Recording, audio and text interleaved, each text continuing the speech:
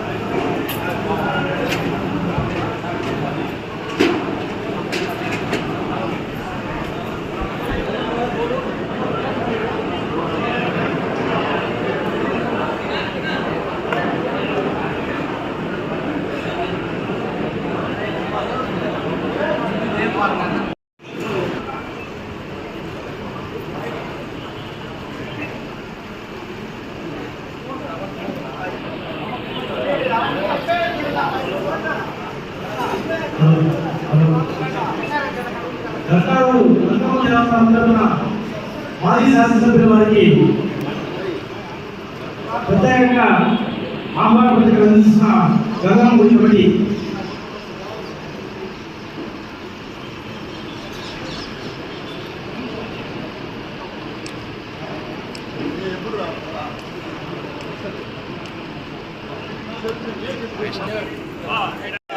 जोहार వైఎస్ఆర్ जोहार వైఎస్ఆర్ जोहार వైఎస్ఆర్ जोहार వైఎస్ఆర్ जय बोलो వైఎస్ఆర్ कांग्रेस पार्टी के जोहार వైఎస్ఆర్ जोहार వైఎస్ఆర్ जोहार వైఎస్ఆర్ जय जगन जोहार వైఎస్ఆర్ जोहार వైఎస్ఆర్ जोहार వైఎస్ఆర్ जोहार వైఎస్ఆర్ जोहार వైఎస్ఆర్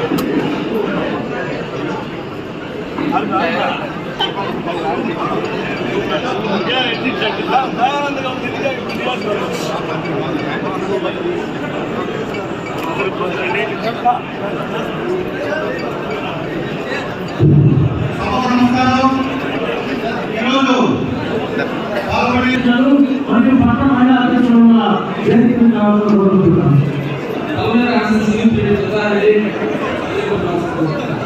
నియోజకవర్గ అభివృద్ధి సమస్యల వేదిక కావాలనుకుంటున్నాను.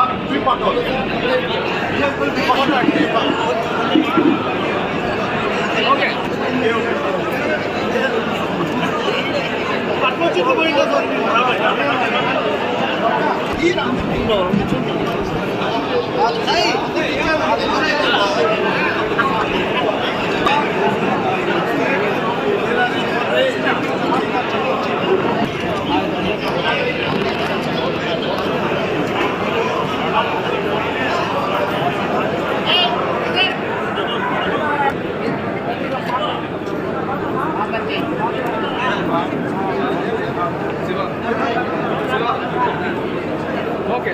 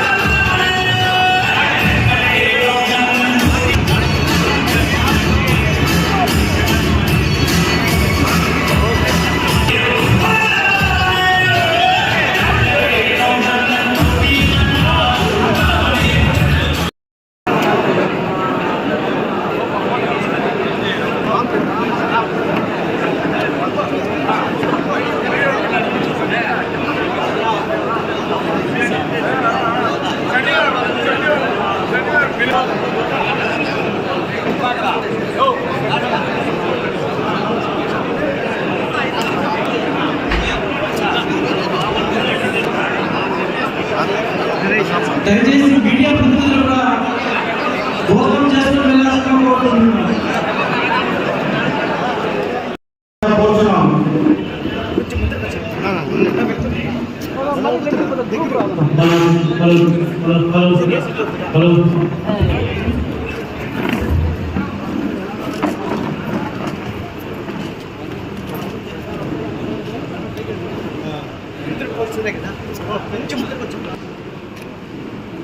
వేదిక అలంకించినటువంటి అధిరథ మహారాజు అందరూ ఉన్నారు. అదేవిధంగా పరిశీలకులు చేశారు. అందరికీ పేరు పేరున నేను ప్రత్యేకంగా ధన్యవాదాలు తెలియజేస్తూ ఈ కార్యక్రమాన్ని ఇంత పెద్ద ఎత్తున ఆర్గనైజ్ చేసినటువంటి టౌన్ అధ్యక్షులు మరియు వారి బృందానికి ప్రత్యేకంగా ధన్యవాదాలు తెలియజేస్తున్నా. ఈరోజు మన బిఎల్ఏల సమావేశం బూత్ కమిటీ లెవెల్లో ఉన్నటువంటి ఏదైతే సమస్యలు వాటిని ఎలా పరిష్కరించుకోవాలి, వాటి మీద ఎలా దృష్టి పెట్టాలి, రానున్న ఎన్నికల కోసం ఎప్పుడో 3 సంవత్సరాలు కదా ఎన్నికలు, ఇప్పటి నుంచే ఎందుకు అని కూడా చాలా మందికి ఆలోచన. ఇది రాష్ట్ర వ్యాప్తంగా ఇప్పుడు ఈ ప్రక్రియ మొదలైంది.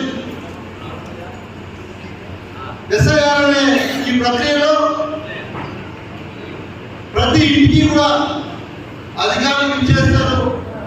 అధికారులు ఇచ్చేటప్పుడు ఆ ఓటరు ఆ వ్యక్తి ఆ ఇంట్లో ఉన్నాడా లేదా అని వాళ్ళు పరిశీలించేటప్పుడు రాజకీయ పార్టీలు ఎన్నుంటాయో ఆయా పార్టీకి కావాల్సినటువంటి ఎవరైతే ప్రభుత్వాధికారి ఉంటాడో బిఎల్ఓగా, మనం బిఎల్ఏగా ప్రతి పార్టీ సంబంధించినటువంటి ఒకరు నియమించుకుంటారు.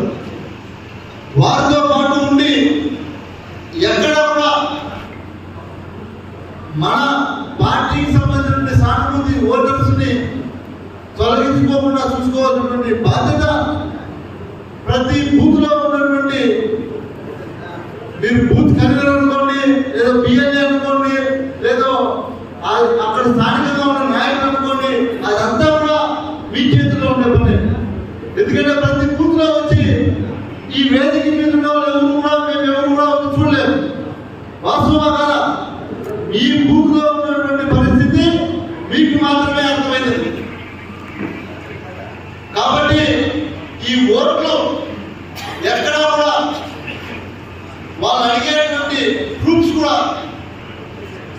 అందుబాటులో ఉంచి ఎక్కడా కూడా ఇబ్బంది కలిగించకుండా మీరు చూసుకోవాల్సినటువంటి బాధ్యత ఒకటి మీ మీద ఉంది.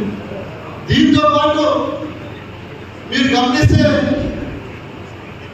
తెలుగుదేశం సానుభూతి ఓట్లు ఉంటాయి. ఓటు మాత్రం ఓటు కార్డు ఉంటుంది అంతే. ఓటర్ లిస్ట్ లో కార్డు, పేరు అన్నీ ఉంటాయి. ఇంట్లో పోయి చూస్తే మనిషి ఉండడు, అడ్రస్ ఉండదు, అతనికి ఏమి ప్రూఫ్స్ ఉండవు. అట్లా కూడా మీరే స్టడీ చేసి మాకు ఇవ్వాల్సినటువంటి బాధ్యత కూడా మీరే తీసుకోవాలి. ఎందుకంటే మీరు ఆ లిస్ట్ మాకు ఇస్తే దాన్ని మేము ఏం చేయాలనేది అధికారుల నుంచి తీసుకెళ్ళి ఇలాంటి ఓటర్స్ ఉన్నాయి, వీటిని తొలగించడానికి ఏ రకంగా మనం చేయాలనేది ఆలోచనతో ముందుకు పోయే కూడా బాగుంటుందని కూడా మీకు తెలియజేస్తా ఉన్నాం. అదేవిధంగా మనం మీరందరూ కూడా 90 గ్రామ పంచాయతీలో 26 మున్సిపాలిటీ వార్డులో బూత్ కమిటీలు అన్ని కూడా పూర్తి చేశారు. అందరికీ కూడా పేరు పేరున నేను ధన్యవాదాలు తెలియజేస్తా ఉన్నాను. అధికార పార్టీ మోసాన్ని పూర్తిగా మనము గమనించి ఎక్కడా కూడా మనం నష్టపోకుండా మనం న్యాయం చేసుకోవాలి. కాబట్టి ఇలాంటి సమావేశం పూర్తిగా కావాల్సి కాబట్టి ప్రతి ఒక్కరు కూడా బూత్ కమిటీ వాళ్ళు సరి చేసుకునే అవకాశం ఉంది కాబట్టి చేసుకోవాలని మీ అందరూ కూడా మమ్మల్నిస్తూ ఈ అవకాశం ఇచ్చిన పెద్దలకు ధన్యవాదాలు తెలుపుతున్నాను. జాబోబాయి మాట్లాడతారు.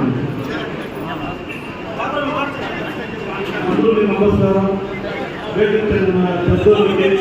మన వైఎస్ఆర్ నమస్కారం. ఇప్పుడు చిత్తూరు భూకంప అధ్యక్షులు శ్రీ వెంకటేశ్వర గారిని మాట్లాడాల్సిన కోరుతున్నాం. అలాగే కమిటీ సమావేశాన్ని ఏర్పాటు చేసినటువంటి మన ఎక్స్ ఎమ్మెల్యే గారు, ప్రస్తుత వైఎస్ఆర్సీపీ సమన్వయకర్త వెంకటగౌడ సార్కి స్వాగతం తెలియజేసుకుంటూ, ఏదైతే ఈ బూత్ కమిటీ సమావేశానికి ఈ నియోజకవర్గంలో ఉన్నటువంటి మండల పార్టీ కన్వీనర్లు, అదేవిధంగా నియోజకవర్గ స్థాయి బూత్ కమిటీ అధ్యక్షులు మన జగదీష్ గారు, అదే ఈరోజు ఏదైతే బూత్ కమిటీ సమావేశానికి దయచేసి అందరూ కూడా అతను మాట్లాడేది ముఖ్యమైన సబ్జెక్ట్. ఇప్పుడు నేను ఎవరు మాట్లాడేది కాదు. అతను ఏదైతే మాట్లాడతాడో ఈ రోజు పెట్టిన మీటింగ్ కి సబ్జెక్ట్ మొత్తం అదే మాట్లాడేది. మీరు దయచేసి ఎవరో మాట్లాడతాం వల్ల చిత్తూరు నుండి వచ్చేది మీరు అక్కడ ఇక్కడ తిరిగి మాట్లాడుకుంటున్నారు. అందుకని నేను లేచి మాట్లాడుతున్నాను. దయచేసి పూర్తి స్థాయిలో ఆయన చెప్పేదాన్ని మీరు 1-2 సార్లు అర్థం కాకపోతే మళ్ళీ కూడా వచ్చేకుండా మీరు అడిగి ఓట్ చేసుకొని ఈ ప్రక్రియను మనం పూర్తి చేసేటువంటి బాధ్యత మనందరికీ ఉంది. ప్రతి ఒక్కరికి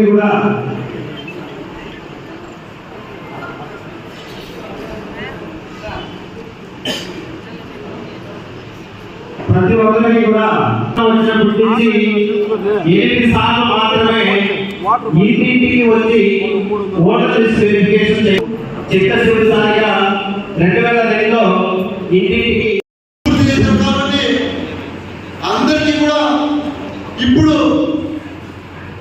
ఐడెంటిటీ కార్డులు రెడీ అవుతా ఉన్నాయి.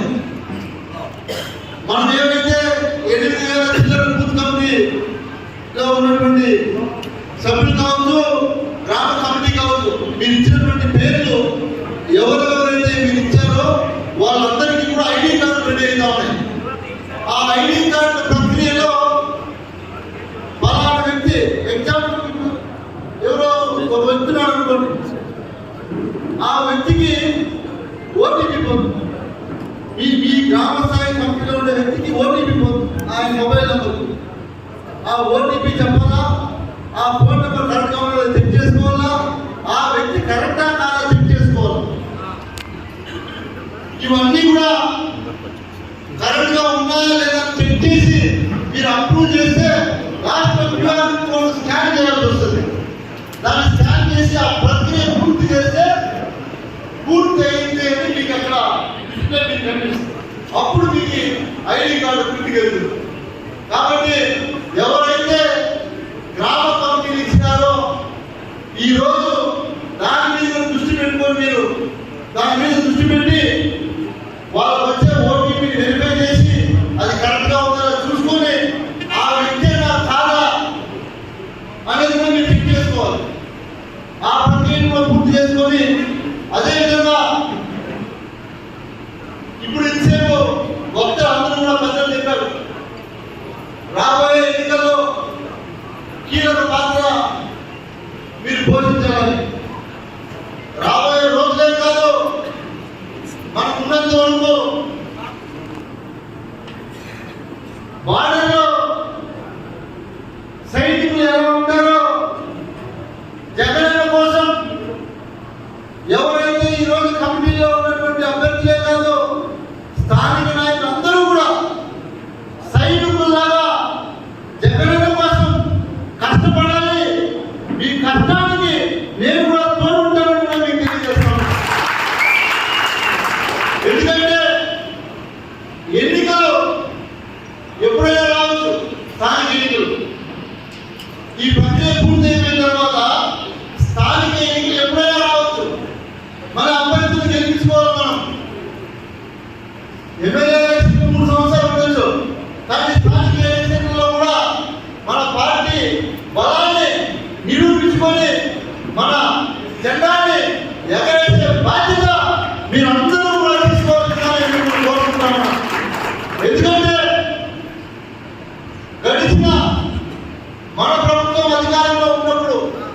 5 సంవత్సరాల పరిపాలన ఎలా ఉందో కళ్ళకు కండ్లట్టుగా మన గ్రామాల్లో చూసాం.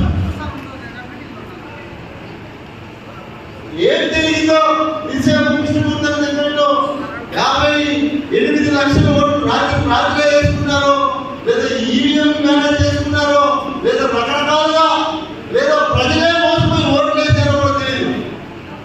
జరిగిపోయింది. కానీ ఈరోజు పరిస్థితి గ్రామాల్లో ఎలా ఉంది, ప్రజల పరిస్థితి ఎలా ఉంది, ఈ కూటమి పాలనలో వాళ్ళ పరిస్థితి ఎలా ఉంది మీకు అందరికీ కూడా బాగా తెలుసు. కాబట్టి మనం అందరం కూడా జగన్మోహన్ రెడ్డి గారు చేసేటువంటి మేలుని గ్రామాల్లో తీసుకెళ్ళి గుర్తు చేస్తే చాలుకున్నటువంటి పరిస్థితుల్లో మేము ఉన్నప్పుడు ఎట్లా ఉండింది అంటే వాళ్ళే కదా ఈరోజు పరిస్థితి.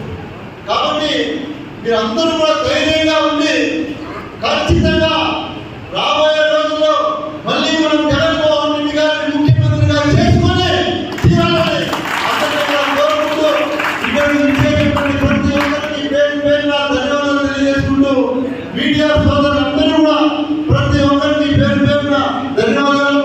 అందరూ కలిసి ఫోన్ చేసుకుని వెళ్దాం. ఎవరైనా మాట్లాడితే కూడా నేను మంచిగా అందరితో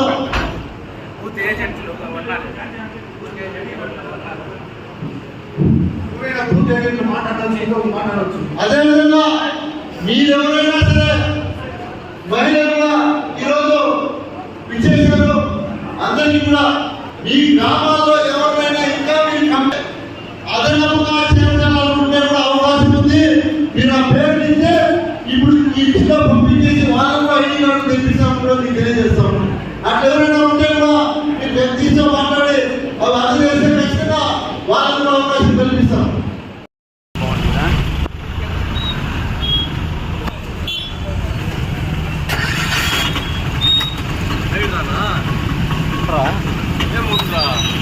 నేను చూడలేదు కదా, నువ్వు ఆడినా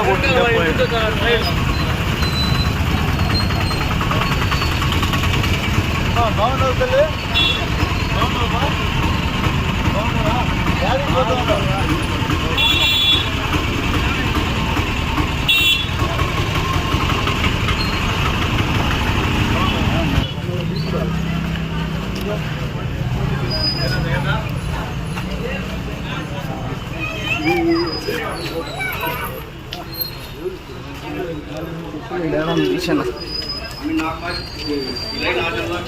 నాకు చెప్పులు ఏంటి తీసేసి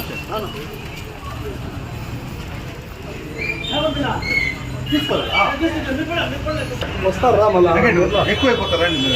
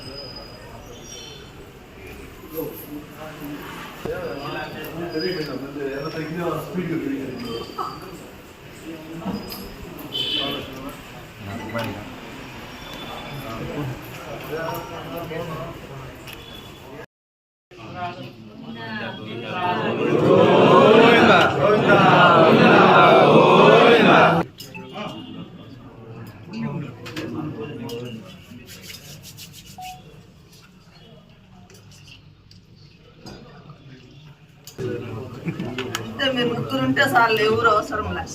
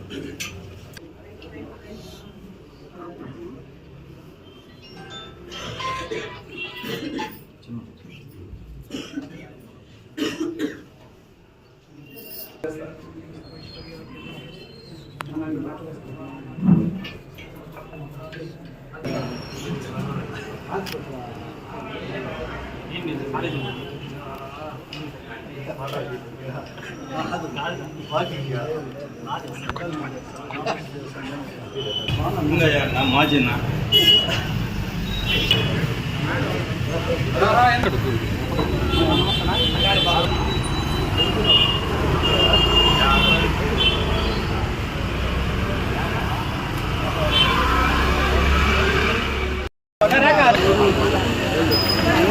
అన్నా గోపాలన్న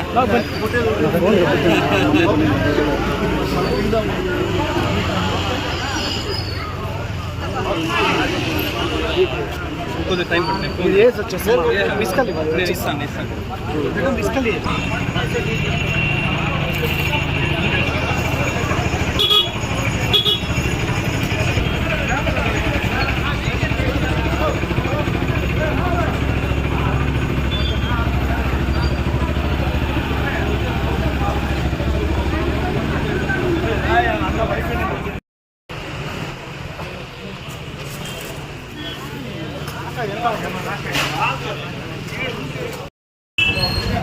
అందరికీ నమస్కారం.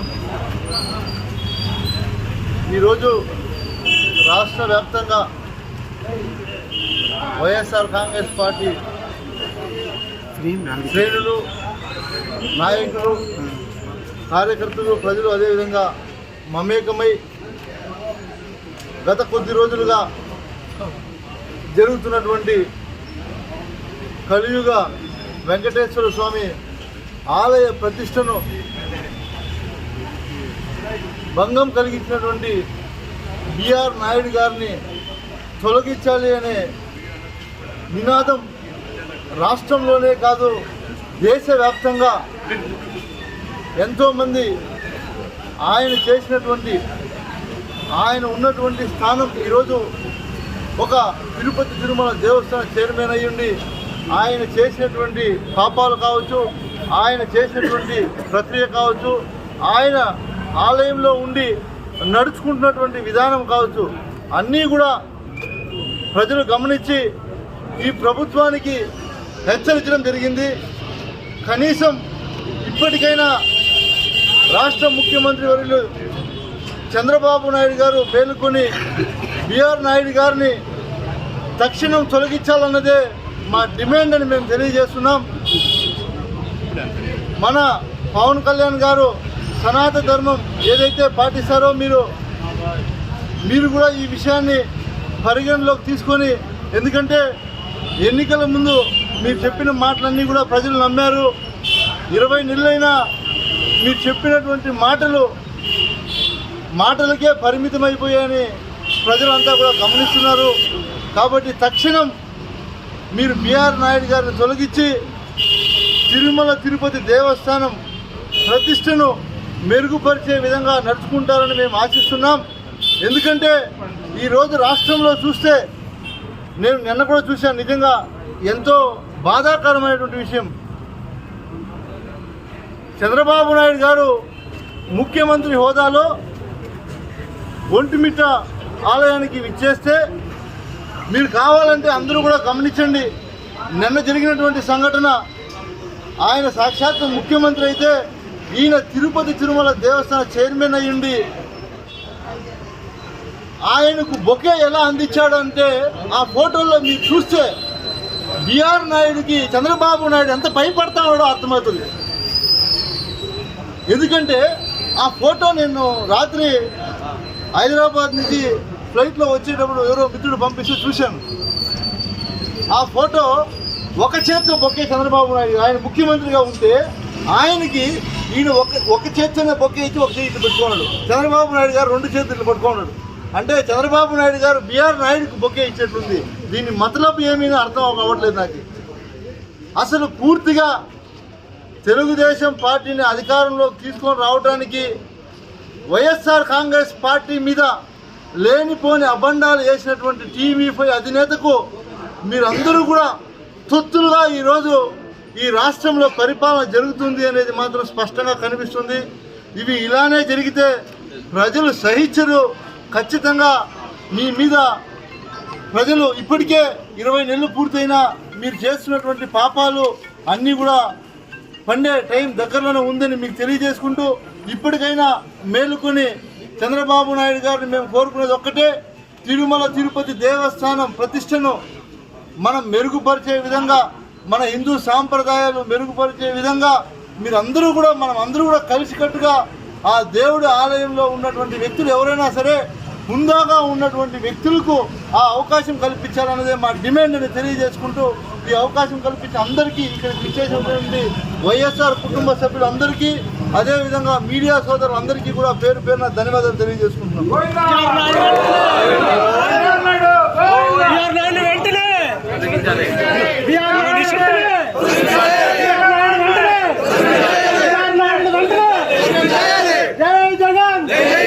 జగన్మోహన్ రెడ్డి నాయకత్వం, జగన్మోహన్ రెడ్డి నాయకత్వం, వెంకయ్య నాయకత్వం, బిఆర్ నాయుడు వెంటనే, బిఆర్ నాయుడు వెంటనే, జై జగన్, జై జగన్, జై జగన్. ఏడుకొండవాడ వెంకటరమణ గోవింద. అట్లా అంతా యూజ్ చెప్పొచ్చండి. అట్లా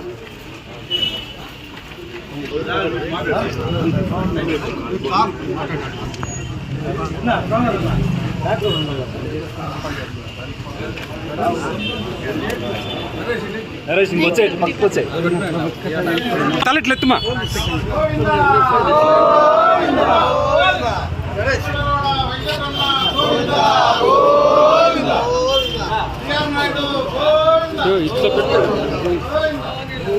నాయుడు